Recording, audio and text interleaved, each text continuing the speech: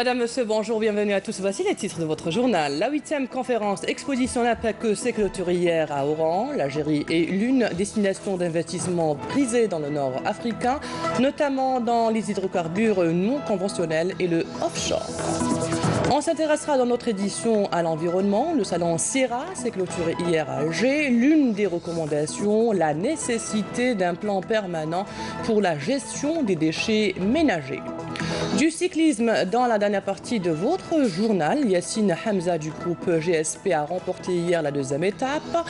Aujourd'hui, la 3e étape reliera Mascarat-Tiaret sur 157 km. Dans l'actualité nationale, séance plénière au niveau du Conseil de la Nation avec des questions orales adressées au Premier ministre, au ministre de l'Intérieur, des collectivités locales et de l'aménagement du territoire, au ministre de la Formation et de l'Enseignement professionnel et au ministre des Travaux publics et des Transports. Environnement, la nouvelle stratégie nationale pour l'environnement et les énergies renouvelables vise, entre autres, à récupérer et à valoriser les déchets pour en faire une source d'énergie et un générateur de richesse et d'emploi. Voilà ce qui ressort du premier salon Sierra qui s'est clôturé hier à Alger. Hasna Zoubiri nous en dit plus.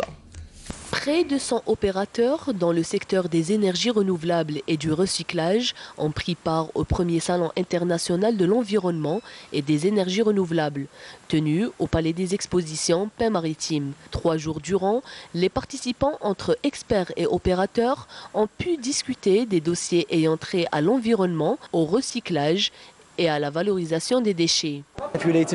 Nous avons plus de 500 hectares d'espace vert dans la wilaya de Blida, répartis sur 25 communes. À travers cette manifestation et les échanges d'expériences entre les participants, nous voulons créer de nouveaux espaces verts. Le développement de l'industrie se base principalement sur le recyclage des déchets, un marché prometteur qui pourra créer de nombreux postes d'emploi. Ce salon nous a permis de discuter la réalité et les défis de l'énergie solaire, une nouvelle technologie qui a beaucoup intéressé les communes, les entreprises privées ainsi que les agriculteurs. Le CIRA a enregistré plus de 8000 visiteurs, dont 2000 entre experts et spécialistes des questions environnementales. Il était question également de conclure des partenariats nationaux et internationaux. À travers cette première édition, nous voulons développer le secteur des énergies renouvelables. Il est impératif de mettre en place un plan permanent pour la gestion des déchets, visant à récupérer et valoriser ces déchets pour en faire une source d'énergie et un générateur de richesse et d'emploi. Le développement de cette activité ne peut se faire sans la contribution du secteur privé. De son côté, l'État poursuit sa guerre contre les déchets pour parvenir à une gestion intégrée des déchets ménagers, à même de créer une économie circulaire permettant un tri sélectif des déchets afin de les récupérer et les recycler sous forme de matières premières. Autre clôture, la 8e conférence exposition sur l'industrie pétrolière et gazière a pris fin hier à Oran. Le NAPEC 2018 a été une véritable plateforme d'échange et d'opportunités de partenariat. Il est également un baromètre du marché nord-africain. Notre reporter Saïda Mayouf s'est intéressé à sa dimension africaine. La dimension africaine NAPEC est le souhait permanent d'être un support de taille pour l'essor de l'industrie pétrolière et gazière trouve tout son sens dans cet espace dédié aux énergies et aux hydrocarbures. Oui, nous sommes particulièrement impressionnés par la qualité de l'organisation de ce forum et par la qualité des prestations des conférenciers. Nous sommes venus pour apprendre parce que nous sommes au début de l'exploration pétrolière. Pour le moment, nous n'avons pas encore trouvé, mais nous avons un potentiel énorme. Et pour le mettre en valeur, nous avons besoin de l'expertise de l'Algérie, qui est notre voisin direct. Et la Sonatrach et sa filiale CIPEC sont déjà avec nous en train de travailler sur les indices. Et enfin, on va commencer les forages, si Dieu le veut, très bientôt. Les meilleures opportunités d'affaires se nouent et se consolident dans ce salon professionnel international qualifié de véritable baromètre de l'industrie pétrolière et gazière. C'est notre première participation au NAPEC. Pertamina est une société indonésienne œuvrant dans le upstream, le midstream et le downstream. On a eu de fructueux contacts et on va commencer à œuvrer avec le marché algérien, notamment la Sonatrach.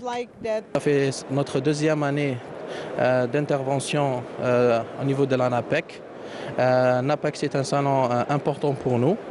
On a pu établir des contacts avec beaucoup de nos partenaires et nos clients tels que Sonatrach, tels que les grosses les IO6 comme PTTEP, Total et Pertamina et les autres clients. 4 jours de présence ici sur ce salon NAPEC qui a été un très bon salon pour nous, très belle édition. Une bonne fréquentation, des clients intéressants et encore beaucoup de projets, on va dire, à suivre dans les mois qui viennent, voire peut-être des années qui viennent. L'actualité pétrolière décortiquée 4 jours durant et une coopération intense, consolidée et renforcée entre géants mondiaux du oil and gas et autres compagnies de services et de technicité. C'est tout cela l'objectif principal visé par le NAPEC. Il y a eu beaucoup de visiteurs d'une grande qualité. Quand même 570 sociétés venant de 40 pays, c'est un grand chiffre. C'est ce qui maintient sa renommée de plus grand salon d'Afrique dans le secteur des hydrocarbures et de l'énergie. Pour 2019, on est en train de prévoir, pour compléter la plateforme, le NAPEC Festival. La plateforme NAPEC va être exposition, conférence, Young Professionals et NAPEC Festival. C'est ce qui fait sa grandeur. Grandeur du NAPEC, donc Paris réussi pour sa 8e édition où tout un savoir-faire en matière d'industrie pétrolière et gazière a été mis en exergue dans un environnement d'une qualité supérieure. Santé, pour en parler, direction Ouargla, où une campagne de vaccination contre la rougeole initiée depuis déjà près de 2 semaines se poursuit. L'objectif, prémunir un grand nombre de personnes contre cette maladie infectieuse, spécialement les jeunes sujets. Hasna Zoubiri. Plus de 1400 personnes ont été atteintes par la rougeole dans la wilaya de Ouargla depuis le mois de novembre 2017. La wilaya de Ouargla, qui connaît une large propagation de cette épidémie, enregistre ces derniers jours une baisse continue grâce à une bonne prise en charge des malades. Il faut savoir que la souche de l'épidémie est très aiguë, ce qui a permis sa propagation dans la wilaya de Ouargla. La majorité des malades que nous avons hospitalisés en urgence avaient déjà l'éruption de la rougeole, avec une fièvre, des boutons sur le visage notamment, une gêne respiratoire ainsi qu'une diarrhée. Si nous avions des enfants vaccinés, les cas de rougeole auraient été moins importants. Mais avec des enfants non vaccinés, nous pouvons avoir des cas graves à traiter. Et pour prémunir contre la rougeole, une large campagne de vaccination a été initiée depuis déjà près de 2 semaines. L'opération de vaccination a touché à ce jour près de 110 000 personnes, notamment dans les zones où s'était propagée cette maladie virale contagieuse. Le ministère de la Santé nous alimente progressivement en vaccins anti-rougeole. Placée sous le signe la rougeole nous concerne tous, une journée d'études a été organisée au siège de la wilaya de Ouargla, regroupant médecins, des représentants de la direction régionale de la santé et les directeurs des établissements sanitaires de la wilaya. Le but est de sensibiliser tout ce bon monde contre cette épidémie.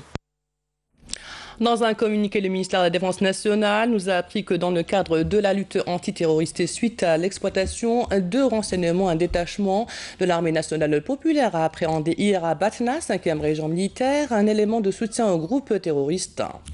Dans le cadre de la lutte contre la criminalité organisée, des détachements combinés de l'ANP ont arrêté à Ouargla et Eloued, 4e région militaire, et en coordination avec les éléments de la Sûreté nationale, 5 contrebandiers et saisi un camion, plus de 30 000 de différentes boissons et 62 quintaux de tabac. Tandis qu'un autre détachement a saisi à Bojbedi Mourtar, 6e région militaire, un véhicule tout-terrain. Par ailleurs, un détachement de la ANP a intercepté à Tindouf, 3e région militaire, 2 colporteurs de drogue en possession de 4 kg de kiff traité, alors que 24 immigrants clandestins de différentes nationalités ont été interceptés à Tlemcen, Adrar et à Skikda. L'actualité à l'étranger, d'abord, le président égyptien Abdel Fattah al-Sisi a été réélu avec plus de 90% des voix à la présidentielle en Égypte, selon les premières estimations publiées ce jeudi par les médias. Selon le quotidien Al-Ahram, Sisi a obtenu 92% des voix. Environ 23 millions de personnes sur quelques 60 millions d'électeurs se sont exprimés lors d'un scrutin présidentiel de 3 jours, dans lequel étaient entrés en lice le président Abdel Fattah al-Sisi et Mustafa Moussa.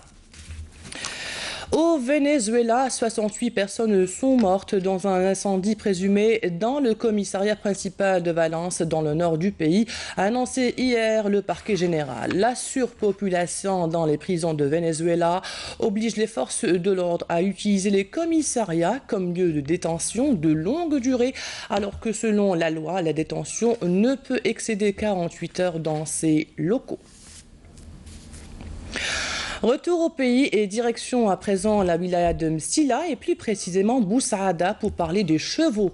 Dans cette localité, la fantasia est plus qu'un sport, un mode de vie, un aspect d'un patrimoine jalousement gardé. Notre reporter Naïma Loualish a visité un club équestre nouvellement créé. Regardez. À Ara, à Boussaada, ça ne court pas les rues et le club Al-Mustaqbal a seulement une année d'âge. On y entraîne chevaux et cavaliers pour courses d'endurance et fantasia. L'entraîneur Salah connaît bien ses équidés qu'il fréquente depuis le début. Le nom du cheval Fali. La race Barb, puisque le mise du cheval Barb, la force. استعملوه للقوة وثاني عنده السرعة. سي سوفل دو غازيل لا راس بيرسون عرب. الميزة تاع الحصان العربي الأصيل ولا البيرسون عرب السرعة استخدام تاعو معناتها يكون في الكورس سباقات الخيل. لونو نيكي لا راس دومي بروتون الاستعمال تاعها معناتها شيفال دو تري. 24 000 dinars pour une licence d'équitation accessible en 4 mois, les cavaliers s'entraînent dans cet hippodrome 2 fois la semaine. Ils viennent de toute la région et sont tous confiés à l'autorité de Salah.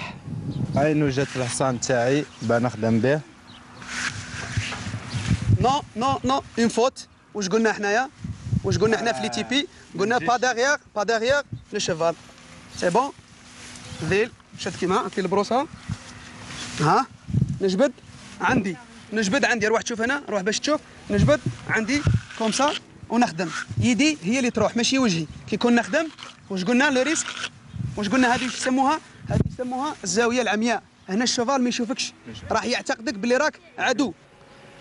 Folklore local très prisé, la fantasia peut être transmise ici en dehors du cercle familial. À chaque cheval sa spécialité et même ce cheval à trait attend son heure. في النادي تاعنا هنا في بوسعادة عندنا فرقة تاع فانتازيا نعلموا كاينين معناتها دي كافاليي يحبوا يتعلموا الفروسية التقليدية لأنها في الحقيقة هي الأصل ومنها استنتجنا هذه الرياضة معناتها ليكيتاسيون مودرن.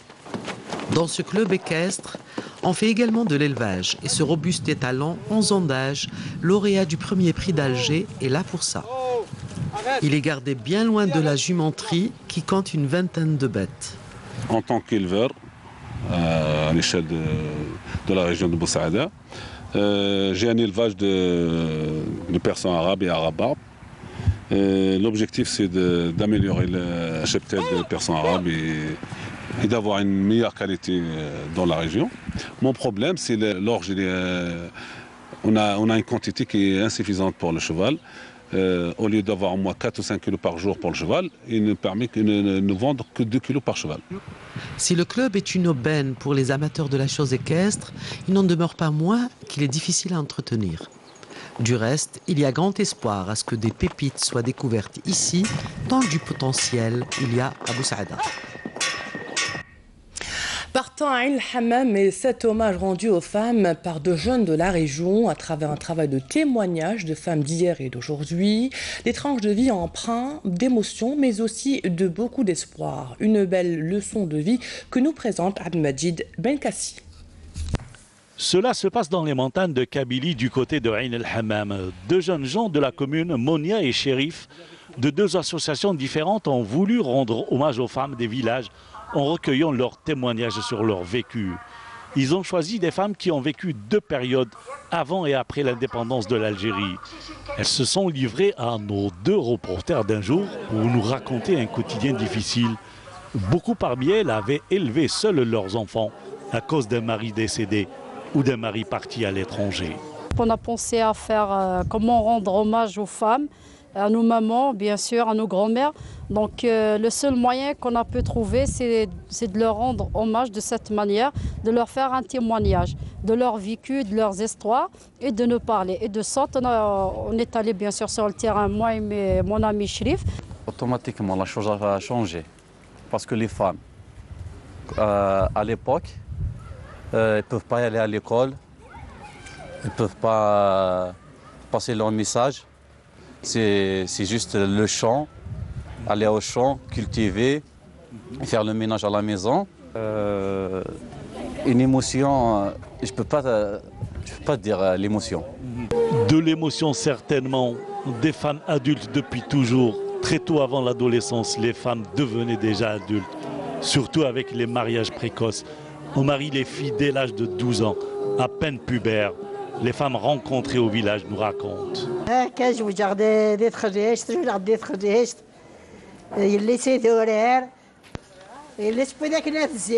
C'est ici que je suis née et j'ai grandi. Je me suis mariée, je suis une vraie montagnarde et fière de l'être. À l'époque, la vie était rudimentaire. On faisait le travail des champs et le petit élevage. Aujourd'hui, c'est la planque. On vit comme des petites princesses. Mes parents m'ont mariée à l'âge de 12 ans. Mon mari avait 22 ans. Devenue veuve, j'ai élevé mes enfants dans des conditions difficiles, sans aucune aide. Et si c'était à refaire, jamais je me serais mariée aussi jeune. D'ailleurs, je n'accepterai jamais de voir ma fille se marier trop jeune. Les choses ont évolué aujourd'hui. Des progrès et beaucoup d'indépendance pour les femmes aujourd'hui, même dans ces régions reculées du pays. J'ai fait un petit atelier, grâce à mon mari bien sûr qui m'a aidé à monter les échelons. Pour l'instant ça va bien, c'est bien.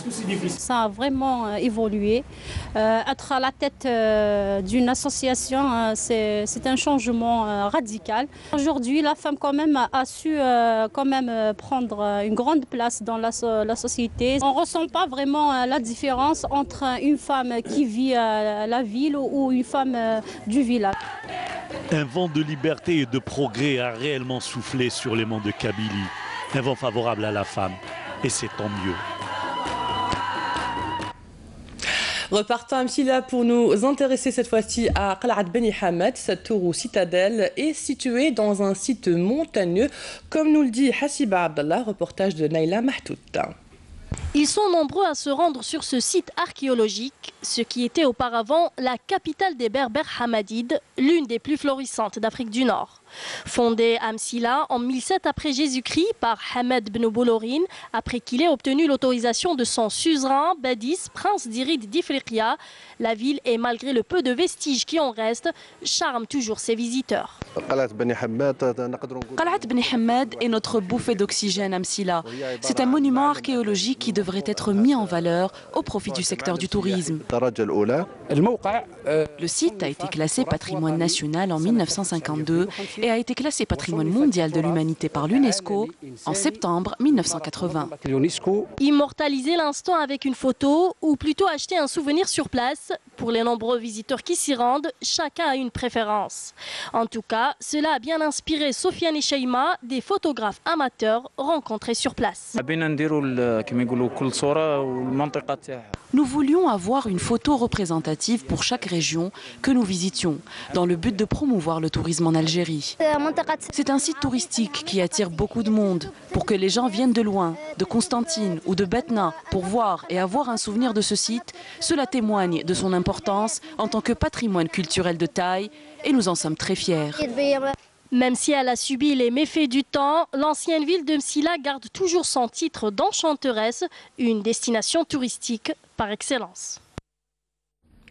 Allez, place maintenant au sport avec le cyclisme. Au lendemain de l'étape inaugurale à Tamanrasset, la caravane du 21e Tour d'Algérie s'est déplacée hier à Tlemcen pour le déroulement de la deuxième étape, Tlemcen-Sidi Belabès, sur une distance de 160 km. Aujourd'hui, la troisième étape reliera Mascarat s'arrête sur 157 km. Et voici le compte rendu maintenant de Wassila Batiche. Encore une fois, les coureurs algériens ont réussi à confirmer leur performance lors de cette deuxième étape Tlemcen-Sidi Belabès du Grand Tour international d'Algérie. Hamza Yassine, champion d'Algérie, d'Afrique et arabe, a décroché haut la main la victoire de cette étape de 160 km. Le jeune et meilleur espoir algérien a réussi à rafler les trois maillots, le jaune, le vert et le blanc. Je ne dis pas qu'on a remporté le tour. On est content de cette victoire, mais le tour parce qu'il reste 5 étapes vraiment difficiles. Donc on va voir avec mon deuxième entraîneur, il s'agit de Chaaban Ardouane. On essaye de faire une bonne stratégie pour demain, Inch'Allah, et après-demain, la suite du tour. Les participants et la caravane ont eu droit à un très joli parcours complètement différent de celui de Tamanrasset.